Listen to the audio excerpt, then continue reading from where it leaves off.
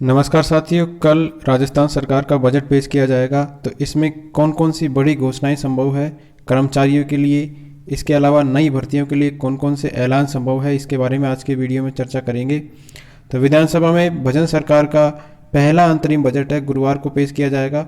इस अंतरिम बजट के अंदर सरकारी की नई भर्तियाँ, डीजल पेट्रोल पर वेट कम करने समेत कई बड़ी घोषणाएं कर सकती है सरकार।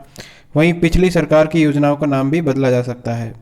इसके अलावा कर्मचारियों के लिए जो ओल्ड पेंशन स्कीम थी उसको आंध्र प्रदेश मॉडल पर लागू करने का सरकार विचार कर सकती है। कल दिया कुमारी सिर्फ अंतरिम बजट पेश करेगी।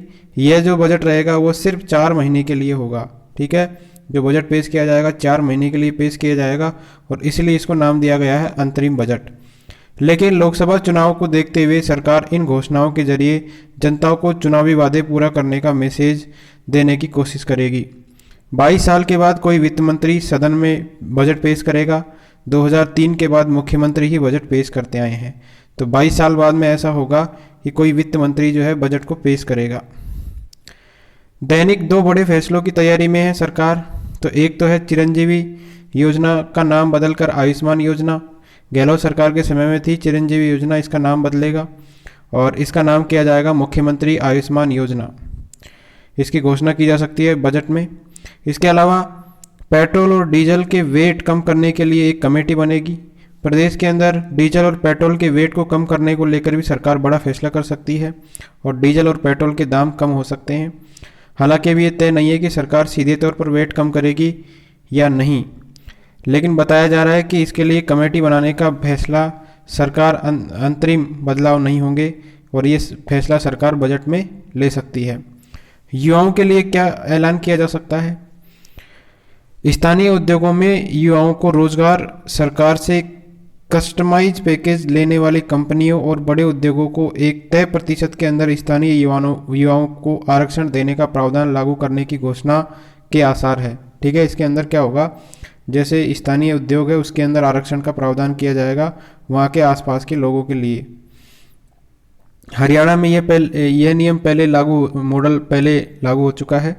राजस्थान में भी इसे लागू किया जा सकता है और सरकार से कस्टमाइज्ड पैकेज लेकर स्थानीय युवाओं को रोजगार नहीं देने पर अभी प्रावधान नहीं किए गए हैं। इस घोषणा के बाद क्या होगा, इंडस्ट्री में स्थानीय युवाओं को रोजगार देने की प्राथमिकता लागू होगी। तो जो भी उद्योग है उसमें स्थानीय लोगों को रोजगार मिले, इसके लिए ये प्रावधान किया जाएगा। अलवर सहित जिन भी जिलों में बड़े उद्योग है वहाँ स्थानीय युवाओं को उद्योगों में रोजगार नहीं देने को लेकर विधायक लगातार मुद्दे उठाते रहते हैं, तो इसको लेकर ये फैसला किया जा सकता है।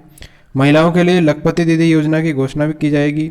तो मुख्यमंत्री की तर्ज पर राजस्थान के अंदर लखपति दीदी योजना की शुरुआत करने की भी घोषणा होने के आसार है। इस योजना को लागू करने की तैयारी हो चुकी है राजस्थान सरकार के द्वारा और प्रदेश की स्वयं सहायता समूह से जुड़ी महिलाओं को लखपति दीदी योजना में शामिल करने के लिए जरूरी तैयारियां की जा चुकी है। स्वास्थ्य की बात करें तो स्वास्थ्य के लिए अस्पतालों के अंदर गुजरात मॉडल लागू किया जाएगा और हर वार्ड में एक वॉलेंटियर रखा जाएगा साफ सफाई के लिए। तो इससे क्या व्यवस्था के अंदर सुधार होगा और ये गुजरात मॉडल के अनुसार इसकी घोषणा होने के भी आसार है। कर्मचारियों के लिए आंध्र प्रदेश में जैसी पेंशन लागू है उस तरीके की पेंशन लागू की जा सकती है। और आंध्र प्रदेश की बात करें तो वहाँ पर एनपीएस और ओपीएस का हाइब्रिड मॉडल है, तो इसी मॉडल को राजस्थान सरकार के द्वारा लागू किया जा सकता है। आंध्र प्रदेश मॉडल के तहत कर्मचारियों को रिटायरमेंट पर उनके आखिरी वेतन का 50% पैसा पेंशन के रूप में मिलता है, लेकिन इसके लिए एनपीएस की तरह अंशदान देना होता है। नई भर्तियों की घोषणा हो सकती है। तो अंतरिम बजट के अंदर शिक्षा, स्वास्थ्य, पुलिस सहित सरकारी विभागों में हजारों नई भर्तियों की घोषणा के आसार है। इन भर्तियों के लिए आरपीएससी को प्रस्ताव भिजवाए जा चुके हैं। अंतरिम बजट में प्रक्रियाधीन भर्तियों के अलावा कुछ नई भर्तियों की घोषणा भी संभव है। इसके अलावा भरतपुर सहित जो पूर्वी राजस्थान है उसके लिए भी घोषणाएं शुरू हो सकती है। गाय पालने पर भी सब्सिडी मिलेगी। तो अंतरिम बजट में किसान और पशुपालन सेक्टर के अंदर घोषणाएं तय मानी जा रही है किसानों के लिए और पशुपालन सेक्टर के लिए। तो घर घर गाय पालने के लिए सब्सिडी या प्रोत्साहन देने की घोषणा भी इसके अंदर संभव है। इसके लिए कामधेनु योजना शुरू की गई थी और कामधेनु योजना का दायरा जो है उसको बढ़ाया जा सकता है। ठीक है, कामधेनु योजना का दायरा बढ़ाया जा सकता है। देसी नस्ल की गायों को पालने के लिए पहले से योजना चल रही है और इसका दायरा भी बढ़ सकता है। गौ आधारित उत्पादों को बढ़ावा देने के लिए खास प्रावधान किए जा चुके हैं। तो गाय के लिए जो गाय पर आधारित जो उत्पाद है उनको बढ़ावा देने पर खास प्रावधान किया जाएगा।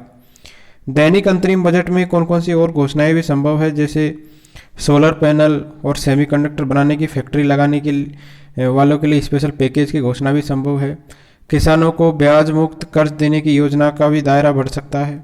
इसके बाद में खेलो इंडिया के तहत प्रदेश भर में प्रतियोगिताएं और खास खेल टूर्नामेंट करवाने की घोषणा भी की जा सकती है।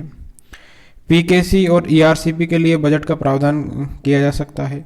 अंग्रेजी मीडियम स्कूल मर्ज हो सकते हैं। रोडवेज के लिए नई बसों की खरीद की घोषणा भी की जा सकती है। जल जीवन मिशन में कई काम पंचायतों को देने का प्रावधान भी हमारे जो कल बजट पेश होगा उसमें किया जा सकता है। धन्यवाद साथियों।